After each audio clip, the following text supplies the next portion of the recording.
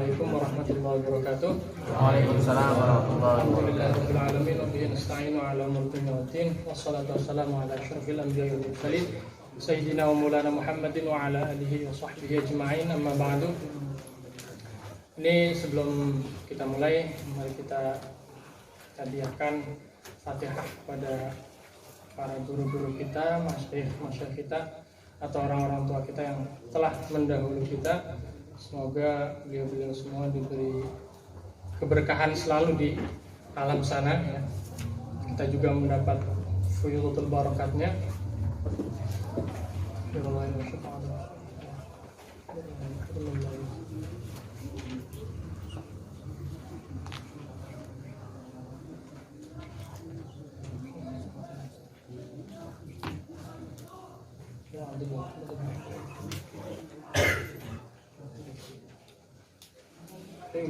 Al-Fatihah. A'udzu billahi minasyaitonir rajim. Bismillahirrahmanirrahim. Alhamdulillahi rabbil alamin. Arrahmanir rahim. Maliki yaumiddin. Iyyaka na'budu wa iyyaka nasta'in. Ihdinas siratal ladzina an'amta 'alaihim ghairil maghdubi 'alaihim waladdallin. Ya. Ini karena masih awal jadi nyantai dulu aja. Nyantai dulu aja ya, nggak usah sepaneng, nggak usah tegang. Jadi serius tapi nyantai. Itu ciri khas orang-orang pondok biasanya gitu kalau aja. Ya pokoknya nyantai aja ya. Ini lumayan banyak, ini ada berapa ini? Ada 50 ada. Saya biasanya kalau di pondok mungkin yang sorogan 1, 2, 3. Ini banyak banget. Kalau di pondok kan biasa ada sorogan apa? Yang Timarjani atau sorogan Jurumi atau sorogan Alfiyah dan lain sebagainya itu. Yang kelas-kelas bawah paling berapa orang ini? Luar biasa banyak. Berarti dilalah bahwa himmahnya besar ini. Thalibul Azhar yang untuk tahun ini Masya Allah luar biasa himmah untuk mencari ilmunya luar biasa. Tapi saya yakin ini juga banyak kan yang dari pondok-pondok dulu salaf yang sudah pernah ngaji Jurumiyah, bahkan sudah hatam atau bahkan sudah mencapai tingkat yang atas, entah itu dari Imritinya atau Mulhatul I'rabnya atau Alfiyahnya atau bahkan ke Syudurul Zahabnya atau bahkan ke Mughnil Labibnya. Itu kan nanti tingkatan-tingkatan untuk nahwu ya. Kalau kita dulu ngaji dulu kan seperti itu, tingkatan-tingkatan keilmuan untuk nahwu sendiri. Jadi banyak ya untuk perkenalan ilmu-ilmu nahwu. Ada yang masih susunannya agak mungkin kurang sistematis, ada yang lebih sistematis seperti Ibnu Hisham dalam Mughnil Labibnya itu sistematis ya. Tapi ini sebelumnya untuk tingkat mubtadi ini para ulama-ulama kita, kiai-kiai kita yang di Indonesia bahkan di seluruh dunia bahkan ya, itu tentunya merekomendasikan kitab Ajurumiyah. Karena Jurumiyah itu merupakan pokok ya. Pokok itu ya suatu hal yang penting yang tidak bisa dihindari bagi para talibul ilmi. Karena untuk menjajaki keilmuan itu tidak mudah, makanya kita butuh step awal. Ya. Kuncinya itu biasanya kalau nggak nahwu ya sharaf. Untuk awal-awal kita mengenal ilmu alat. Nah, Jurumiyah ini kalau banyak ulama ya, kiai-kiai kita dulu sering ngendikan, sering dawuh. Iktimatnya para ulama ya Jurumiyah ini. Kapan kiai, kapan ulama kok nggak bisa nggak pernah ngaji Jurumiyah? Itulah thiqotalah. Jadi sampai seperti itunya membuat sebuah barometer ya, udah ngaji Alfiyah tapi melalaikan Jurumiyahnya ya kurang bagus ya. Itu namanya kacang lupa kulitnya. Ya seperti itu. Jadi Jurumiyah itu pokok dari segala pokok. Kok bisa? Kalau kita menelusuri dari tarikh-tarikh yang masyhur ya berkenaan dengan riwayat beliau, itu yang masyhur kan sahibul Jurumiyah ini Ahmad Daud As-Sanhaji ya, Ibnu Ajurrum ini merupakan ulama yang mukhlis ya, minal mukhlisin. Kita bisa tahu dari karangan-karangannya yang sampai sekarang bisa kita nikmati. Bahkan ya insya Allah sampai ila yaumil kiamat. Kalau nisbatnya di fikih mungkin ada matan takrib ya. Itu juga orang-orang ikhlas. Jadi mutul itu termasuk husun. Jadi benteng itu ya kita harus ngaji mutun ya, matan-matan ya. Mungkin dari nahwu jurumiyahnya, mungkin dari fikih, dari apa namanya takribnya, mungkin nanti ada mantik apa dan sebagainya ya. Jadi jangan sampai kita loncat begitu saja ya, ujuk-ujuk mau jadi mujtahid tapi nggak pernah ngaji nahwu atau shorof. Nah itu kan naudzubillah min dzalik, sebuah kecelakaan besar. Jadi ini pokoknya saya santai. Saya belum mau masuk belum mau masuk materi dulu. Saya ya ingin ini dulu lah, cerita-cerita dulu ya. Cerita-cerita, kisah-kisah.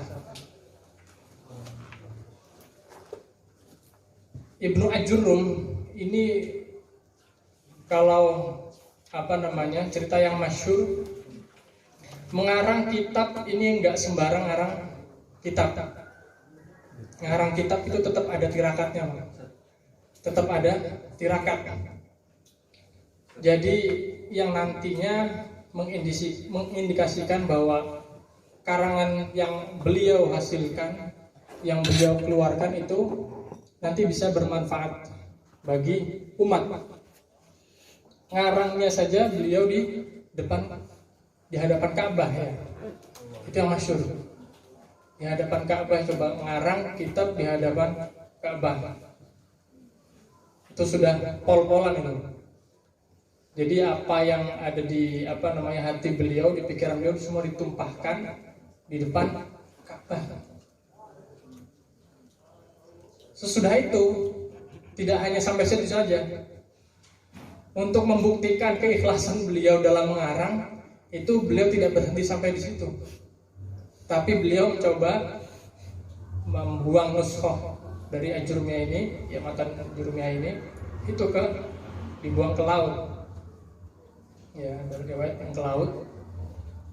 Ini kalau memang saya benar-benar ikhlas dalam mengarang kitab, berarti nggak basah.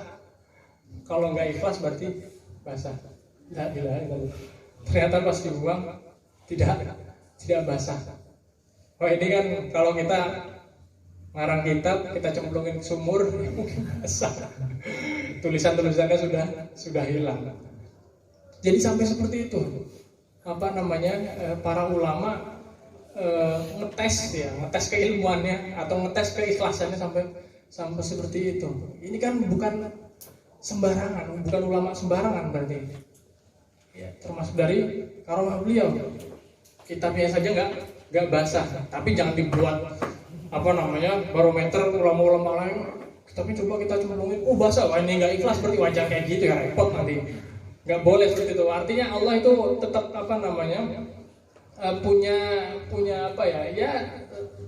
punya ini ulama dilebihkan seperti ini, ulama ini dilebihkan seperti itu. Jadi jangan dibuat satu parameter tapi kebiak uyah kalau bahasa Jawa itu.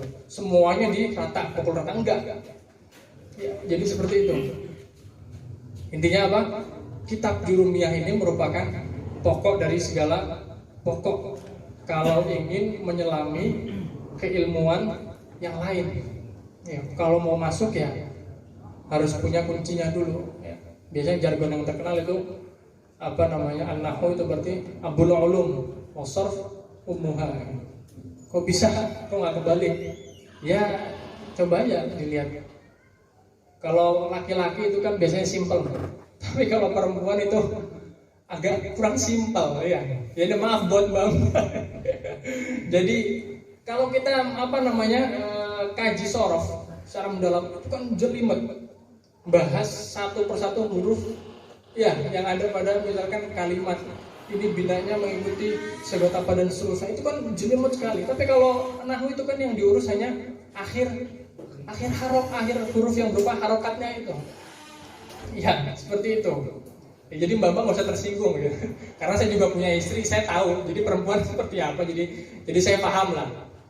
Ya, perempuan itu nggak mudah dimengerti, wah seperti itu. Nggak mudah dimengerti, tapi harus berusaha dimengerti ya. Itu seperti itu. Jangan ditinggalkan, tapi harus dimengerti, harus dipahami seperti itu. Ya itu sekedar intermezzo lah. Santai aja, guyon-guyon aja. Ngaji itu nggak usah dibawa sepaneng, nggak usah dibawa tegang, nggak usah, santai. Kalau ngaji tegang nanti takutnya wah repot. Ya jadi nama beliau adalah Bismillahirrahmanirrahim. Wa bihi qala al-musannif rahimahullahu ta'ala wa nafa'ana bihi wa bi'ulumihi wa bi'ulumi masyayikhina fid dharain amin.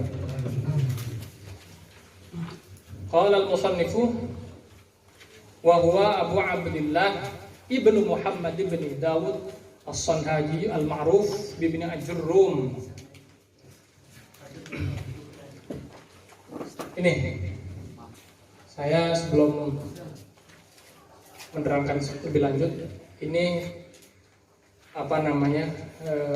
semua taklifan para ulama itu biasanya didahului Bismillahirrahmanirrahim. Ini saya jelaskan terlebih dahulu ya, walaupun sedikit.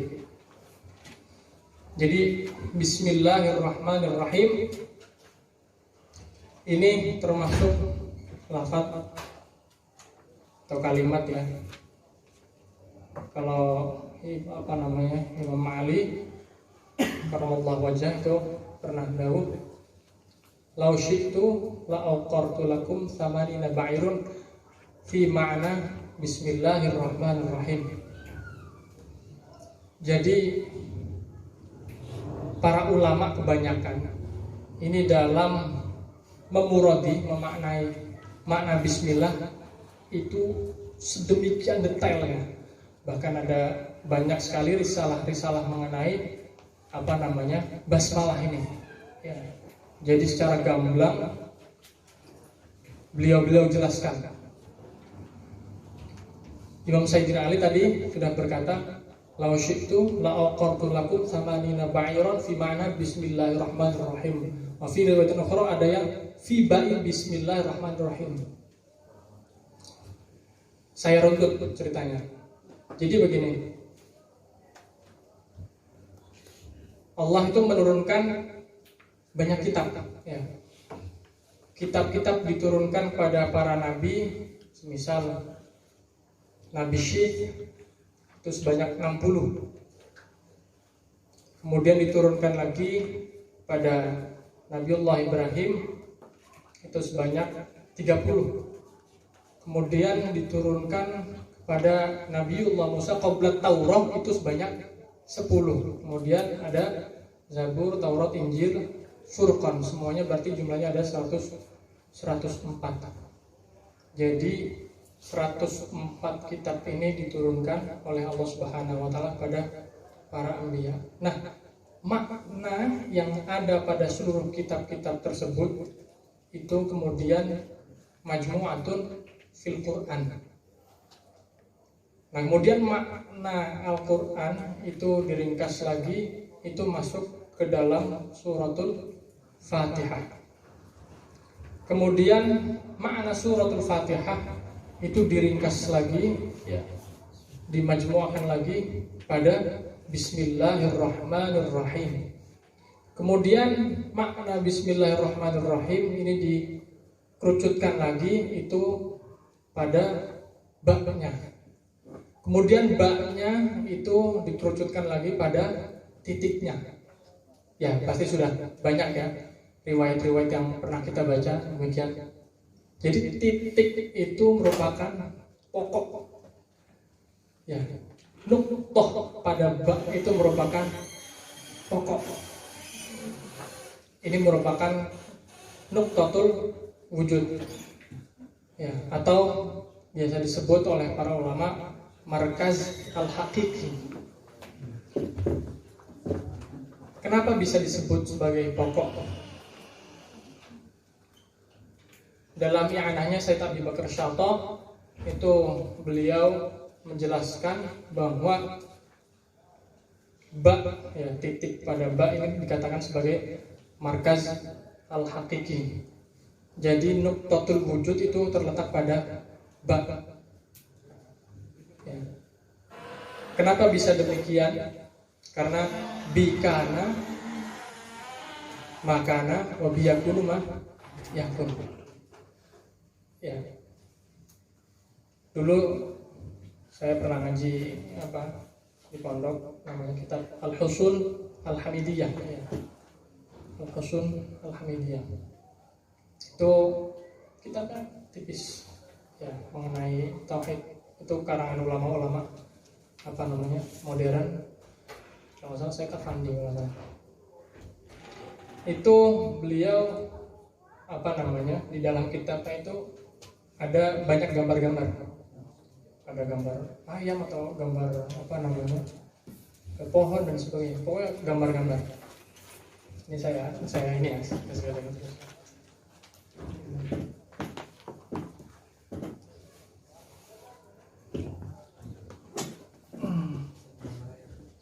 Jangan. Ya, tadi jelaskan makna ba. Jadi mau misalkan ya gambar atau gambar seperti ini, semuanya. Gambar yang tidak beraturan atau bahkan yang beraturan pun itu tentunya berasal dari asal titik, ya, nuqtah. Semuanya bermula dari nuqtah. Mau menarik garis kemanapun, ya, semuanya itu asalnya adalah dari titik. Nah, titik ini yang kemudian oleh para ulama dijelaskan sebagai wajibul wujud. Karena Allah Subhanahu wa taala itu adalah aslun dari segala asal yang ada, al-mustamad min kulli maujudin. Jadi segala sesuatu yang wujud di dunia ini itu berasal dari nuqtah satu, yaitu Allah Subhanahu wa taala. Ya. Jadi tidak main-main kalau ba yang ada pada Bismillahirrahmanirrahim ini memiliki makna yang sedemikian luas. Bayangkan, Sayyidina Ali sudah mengandaikan kalau saja ingin saya karang, ya, nanti muatan untuk karangan baknya saja bahkan itu sampai sedemikian beratnya. Ya, beberapa unta, mungkin ribuan kitab. Itu kan luar biasa. Dari baknya saja, belum sampai Bismillahirrahmanirrahim, satu Al-Quran dan seterusnya. Ada yang memanai baknya ini bak ilsaq. Ya, nanti kalau secara kalau secara lafaz kita perhatikan i'rabnya itu kan ya isti'anah, ada yang makna musahabah dan seterusnya. Makna ilsaq tulsiku al-abdu janabatir rabb. Inilah yang menghubungkan antara abd dan Rabbnya. Ya, dari situ saja filosofinya sangat besar. Ya. Ini kita belajar angan-angan, ya. Angan-angan dari makna-makna yang terkandung pada huruf-huruf, ya, tiap-tiap huruf dalam Al-Qur'an bahkan. Karena ihtimam para ulama ini ya demikian ini. Jadi kalau kita baca di tafsir-tafsir, misal karangannya Zamakhsyari dalam Al-Kasyafnya, atau bahkan kita punya kebanggaan ulama berupa Mbah Nawawi Al-Bantani dalam Murah Labidnya, tafsir beliau Murah Labid yang 2 jilid itu beliau selalu menuliskan, ya, ayatnya jumlahnya sekian, kalimatnya sekian, hurufnya sekian, itu sampai sedemikian detail. Ulama itu menjelaskan tentang, ya, kandungan ayat Al-Quran. Jadi huruf per huruf itu tidak luput dari penjelasan beliau. Itu kan sangat luar biasa. Ya. Jadi kita di sini belajar angan-angan apa yang ada pada dunia ini, ya. dari mulai ayat-ayat Allah. Ya, ini kan inti daripada kita belajar nahwu ya, supaya menjadi jembatan untuk memahami lebih jauh apa yang terkandung dalam Al-Quran, As-Sunnah, dan seterusnya. Bismillahirrahmanirrahim ini. Kalau melihat dari jumlah yang ada itu ada berapa? Yang tertulis itu ada 19 huruf. Ada 19 huruf ya. Hitung. 1, 2, 3, 4, 5, 6. Ini enggak usah dihitung double. Yang tertulis. 1, 2, 3, 4, 5, 6, 7, 8, 9, 10, 11, 12, 13, 14, 15, 16, 17, 18, 19, 20, 19.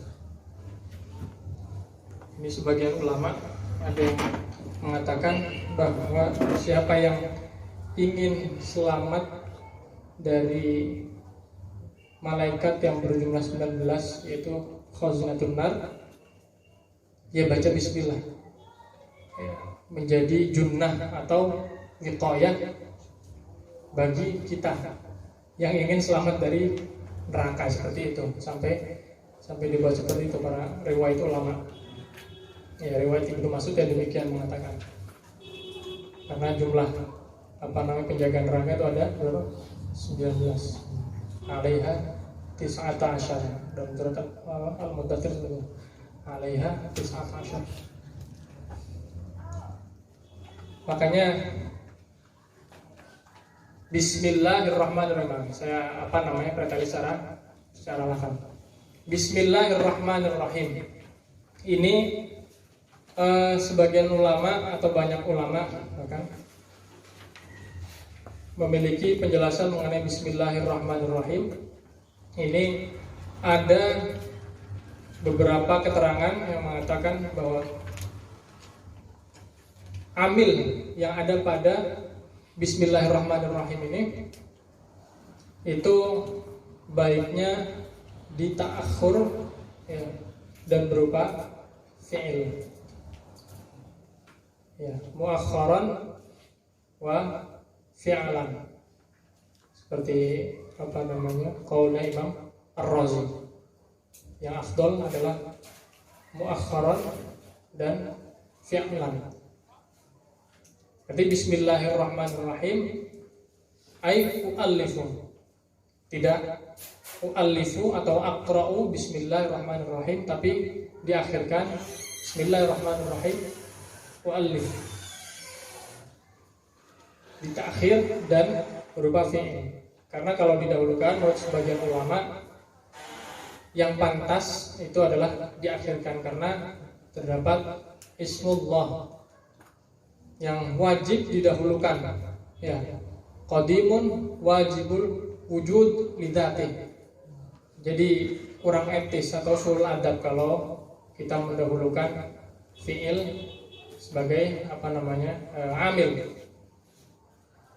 Ya, ada yang mengatakan ba ini tidak memiliki makna ya, berarti sekedar zaidah, tapi kebanyakan memiliki makna. Nanti saya jelaskan lagi. Ya, berarti nanti diakhirkan ya, dan berupa fi'il. Bismillahirrahmanirrahim mu'allif, atau nisbatnya kalau kita ingin makan Bismillahirrahmanirrahim akulu, atau Bismillahirrahmanirrahim ashrab, Bismillahirrahmanirrahim aqra dari kitab, dan seterusnya ya, tergantung nanti kita mau ngapain, seperti itu.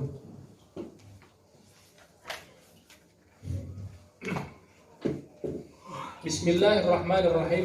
Ini baknya berarti tadi ada yang memaknai musahabah, ada yang memaknai isti'anah. Jadi dengan bantuan Bismillah itu kita mengarang, dengan bantuan Bismillah kita membaca kitab, belajar, dan seterusnya, segala pekerjaan-pekerjaan yang halun yuhtamma bih. Kullu amrin dibalin laidau Bismillahirrahmanirrahim bahwa aqta atau abtar atau ajdam qalilul barakah, sedikit barokahnya. Makanya Bismillahirrahmanirrahim ini membawa berkah. Nah kok beda di suratul Alaq, Iqra bismi rabbikal ladzi khalaq, kok didahulukan Iqra-nya? Ya, sebagian ulama mengatakan kalau dalam bab untuk membaca, karena kan permulaan turun wahyu kan disuruh membaca. Ya, untuk pada saat itu berarti yang aula memang Iqra. Ya, sekalipun secara hakikat tetap harus didahulukan, tapi untuk dalam permasalahan itu ya khusus itu tidak didahulukan. Ya, jadi banyak kalau mau teman-teman membaca risalah tentang Bismillahirrahmanirrahim itu banyak sekali. Ya, kebanyakan para syurah dari kitab-kitab itu kan ada yang secara mendetail atau secara mujmal membahas tentang Bismillahirrahmanirrahim. Ya. Allah, ya tadi sudah Bismillah. Allah di sini, lafzul jalalah di sini ini lagi-lagi merupakan, tadi saya katakan, pokok dari segala pokok. Kalau kita melihat pendapat ulama seperti Imam Al-Qurtubi ini dalam syarah Muslim dinukil oleh Imam Muhammad bin Al-Harari dalam Kaukabul Wahajnya, itu beliau menukil pendapatnya Imam Qurtubi bahwa zaman Nabi itu orang-orang semua pada melaksanakan syariat, ya. Kemudian berlaku zuhud pada dunia, sahabat-sahabatnya, terus sahabat, kemudian tabi'in, sampai zaman kita. Sampai zaman kita terus mengalami pengurangan. Berarti la yazalu al-amru naqisan wa idbaron, ya, hatta yabqa man fil ardi yaqul Allah. Jadi kalau masih ada lafaz Allah, orang yang menyebutkan nama Allah, itu insya Allah masih agak lama. Mungkin kalau dulu penjelasan guru-guru kami seperti itu di pondok, masih agak lama. Jadi nggak usah tergesa-gesa manitiain kiamat. Karena ada sekarang yang manitiain kiamat tuh, besok terjadi dulu, ya nggak usah seperti itulah, bikin orang putus asa kalau seperti itu. Ini ulama-ulama kita yang benar-benar ulama biasanya nggak membuat putus asa umat Muhammad. Jadi kapan masih ada orang yang menyebut Allah, itu insya Allah masih diberkahi lah bumi ini lah. Ya. Jadi nggak usah takut kiamat tinggal gitu aja. Nanti juga datang kan seperti itu. Jadi lagi-lagi Allah itu sebagai pokok dari segala pokok yang ada di dunia ini, kullu maujudin. Nah, lafzul jalalah di sini itu berbeda dengan lafaz-lafaz yang lain. Kalau kita telisik lebih jauh dari Asmaul Husna yang lain, bahkan Ar-Rahman Ar-Rahim, ya dari 99 nama, atau bahkan ulama menyebutkan nggak terbatas 99 saja, tapi lebih dari itu mungkin. Kalau kita pretelis satu-satu, Allah itu alifnya kita hilangkan jadi lillah, masih memiliki makna. Ya, Allah kita hilangkan alifnya jadi lillah. Kemudian lamnya kita hilangkan lagi, itu menjadi lahu, ya, kepada Allah, ya. Kalau di Jawa maring, ya, maring, atau krono Allah, ya, karena Allah, ada Allah, lahu. Kemudian lamnya dihilangkan lagi menjadi hu itu punya makna, jangan gitu-gitu, wah itu nggak ada dalilnya, hu itu dikira apa, jangan seperti itu, berarti kurang jauh kopi. Ya banyak kan tarekat yang dikira hu ya, nggak sekedar Allah tapi hu itu apa? Hu itu domir sya'n. Fa'lam annahu la ilaha illallah. Hu-nya balik ke mana? La ilaha illallah. Domir sya'an. Domir balik ke la ilaha illallah. Ya. Ada domir sya'an, ada domir qisah. Kalau ini sebabnya apa namanya di nahwu itu. Domir sya'an berarti menguatkan jumlah yang ada di depannya. Fa'lam annahu. Hu-nya itu balik ke mana? La ilaha illallah. Ya, hanya dihilangkan. Ya udah, zikir qalbi. Jadi kalau masih jahra itu masih tingkatan ya agak rendahan lah. Allah masih ada yang hu itu sudah apa namanya? Fi halatil ghaibubah. Sudah enggak apa namanya? Sudah enggak ingat sekelilingnya. Ya. Ntar kalau sudah hilang semuanya, ya sudah halatil ini ghaibubah sudah zikir hati. Ya. Makanya ulama-ulama yang rabbani ya, masyayikh kita yang luar biasa ikhlas itu zikirnya sudah di dalam hati. Ya. Udah enggak enggak seperti itu. Kalau itu kan masih tingkatan kita syariat kan. Ya. Ada yang berarti kembali kepada siapa? Allah. Jangan diserang apa itu hu. Itu ya nggak seperti itu. Tetap ada tuntunannya. Jadi nggak sembarangan hu tanpa ada makna. Ya, kalau sudah zikr qalbi berarti sudah menyatu dia. Ya, sudah yang ingat itu Allah, makanya banyak yang jadab yang ditarik ya, oleh Allah, majdub ditarik. Sudah nggak ingat dirinya, nggak ingat yang di sekelilingnya, yang ingat cuman Allah seperti itu. Ya, makanya jangan kaget kalau ada orang gila tapi kok mungkin dianggap gila tapi seperti itu. Ya, banyak kan yang apa namanya wali-wali majdub yang apa namanya masyhur. Yaitu karena sudah dihilangkan akalnya oleh Allah, karena ingatnya sudah Allah. Ya, kita kan masih ingat utang, masih ingat cicilan apa-apa dan sebagainya. Mungkin ada yang urusan belum kelar. Kalau beliau sudah hilang semuanya. Ya. Kemudian Ar-Rahmanir Rahim. Ar-Rahmanir Rahim ini keduanya merupakan mengikuti apa namanya sigat mubalaghah. Nah, Ar-Rahman dan Ar-Rahim ini keduanya berbeda dari segi lafadznya. Karena kalau melihat Ar-Rahman itu jumlah hurufnya lebih banyak daripada Ar-Rahim.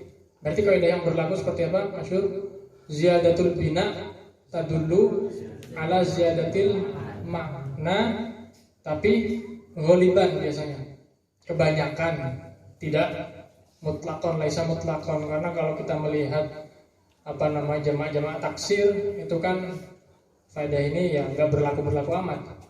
Kitabun, kutubun, banyakan mana? Kutubun apa kitabun?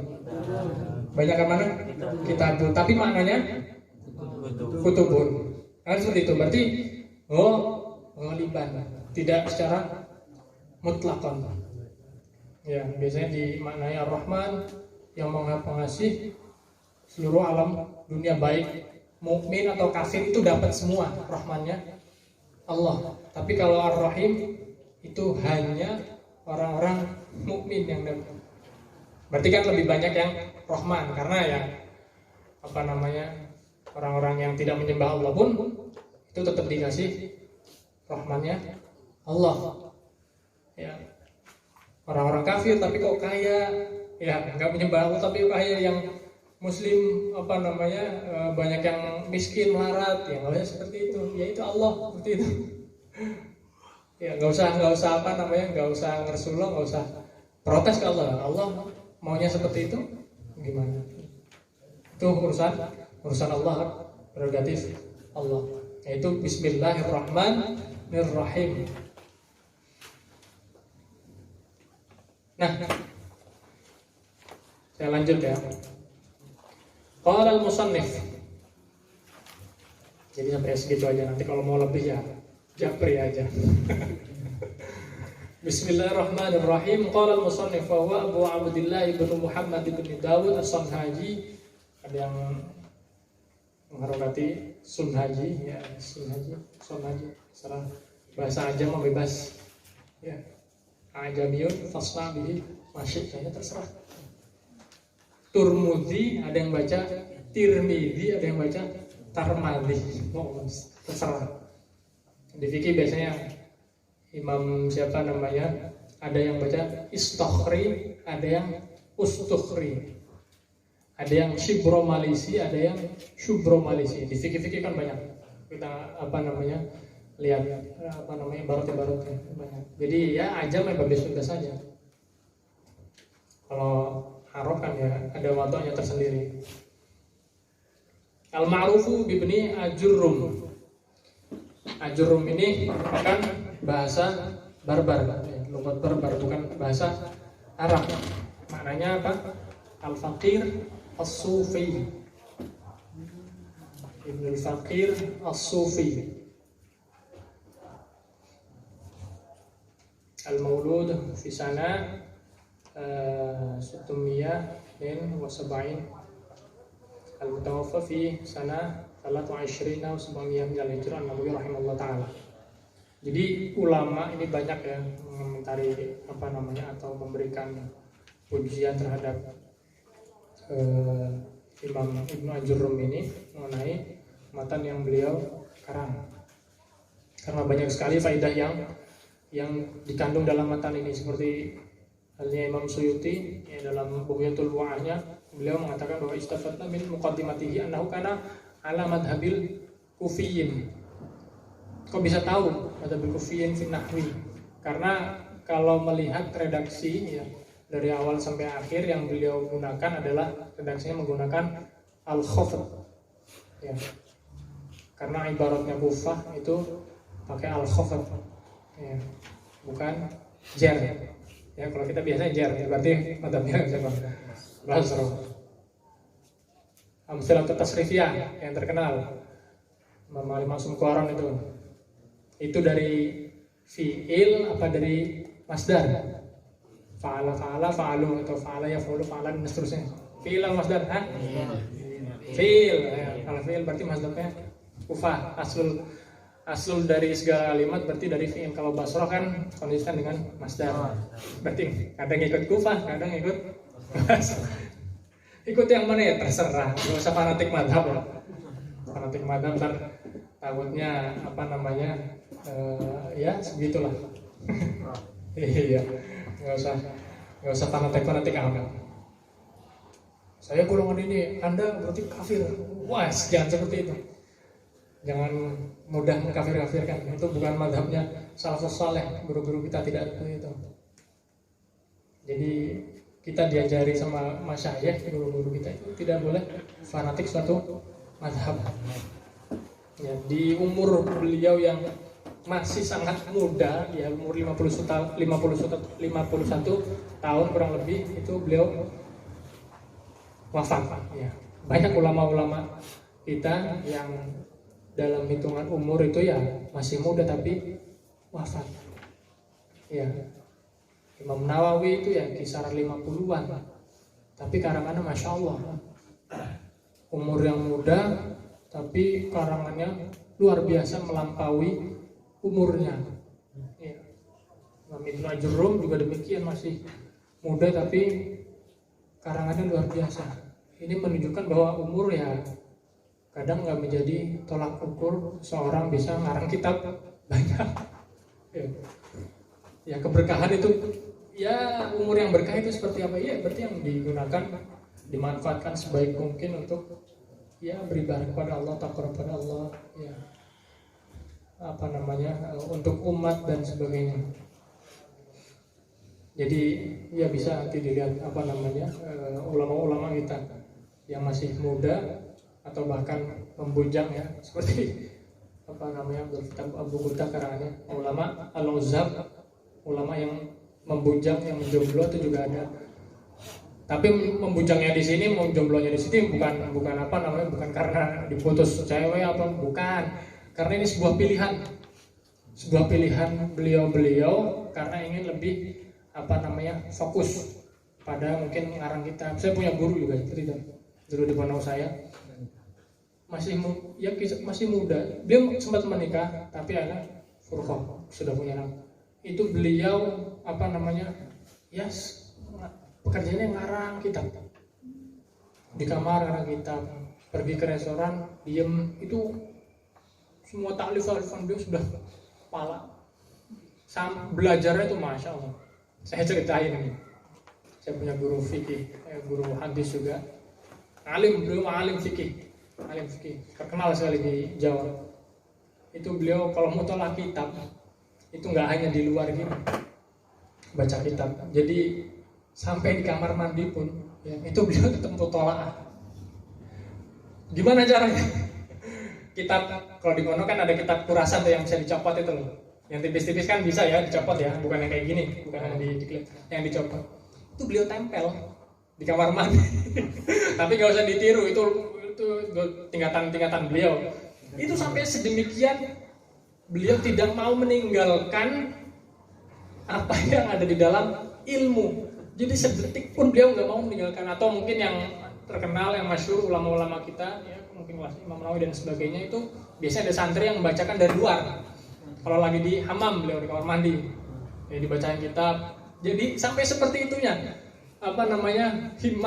himmah aulia daripada ulama. Jadi jangan kaget kalau ulama-ulama kita itu banyak yang aneh-anehi ya, istilahnya lah. Oh aneh belajar, jangan kaget. Ya seperti itu. Ilmu itu sangat penting dan berharganya gitu. Kalau kita kan ya kadang masih ketinggalan WA-an gitu. Kadang atau nge-game dan sebagainya kan seperti itu. Tingkatan-tingkatan kita, ya Allah. Ya semoga kita dapat barokah dari beliau-beliau semuanya, guru-guru kita. Punya himmah yang luar biasa. Jadi nggak sejam 2 jam. Kalau kita kan mutolak karena mau pengantar tidur. Sebagai pengantar tidur kita mutolaah. Ya. Kalau beliau kan tidak. Bahkan ada imam salah satu ulama katanya mutolaah itu sambil ngemil anggur yang kecil itu. Ya mungkin ya seanggur lah ya katakan. Itu sampai beliau meninggal saking ininya. Kebanyakan nggak sadar karena lagi baca kitab ladhah, ya merasakan ladhah ilmu. Ya dulu di pondok saya juga ada seperti itu, santri-santri zaman dulu itu kalau mutolaah kitab itu kadang sampai 3 hari diginiin kang sholat itu nggak bergeming beliau, jadi 3 hari kodok. Bener wallahi. Kadang nggak, guru saya punya guru yang ngajar Fathul Mu'in itu sampai satu sholat itu beliau tinggalkan. Saking ya gimana hukumnya? Ya bukan udzur yang ya udzur syar'i lah ya, termasuk udzur syar'i. Ya gimana ya, namanya orang nggak sadar. Kalau nggak sadar karena kita main game dan sebagainya itu ya repot lagi itu. Nggak sampai mengeluarkan sholat itu kan nggak boleh. Kan ada beberapa udzur syar'i yang diperbolehkan kan seperti itu. Itu sampai sedemikian. Mutolaah kitab ya kita paling kuat berapa menit berapa jam ya mutolaah kitab. Jadi sampai sedemikian ulama terhadap ilmu. Makanya jangan berani-berani sama ulama ya, karena luhumul ulama itu masmum ya. Ada madu, ada racun.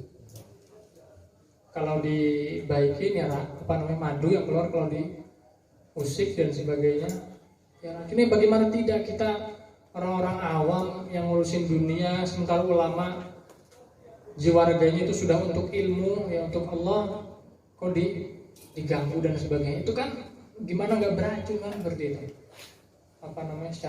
Secara makulnya kan seperti itu.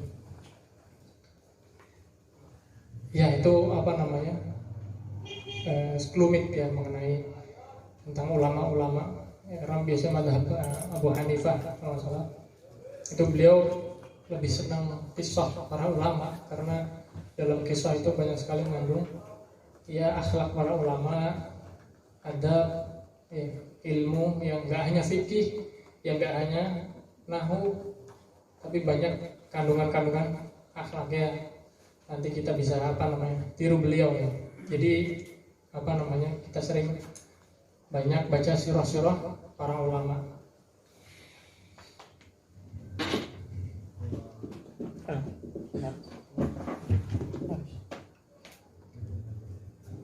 Saya lanjutkan. Ya, pokoknya nggak usah tegang ya ngaji seperti ini. Buat relax, santai. Qala al-kalamu wal lafdul murakabu al-mufidu bil wad'i. Ini kan siapa angkat Kang Nasir, ini ada target ya. Target berapa? 10 pertemuan. 10 pertemuan. Ini kisaran berapa ini ya? 12 halaman ya. Ini kitabnya sama ya? Kitabnya Dartolai semua itu.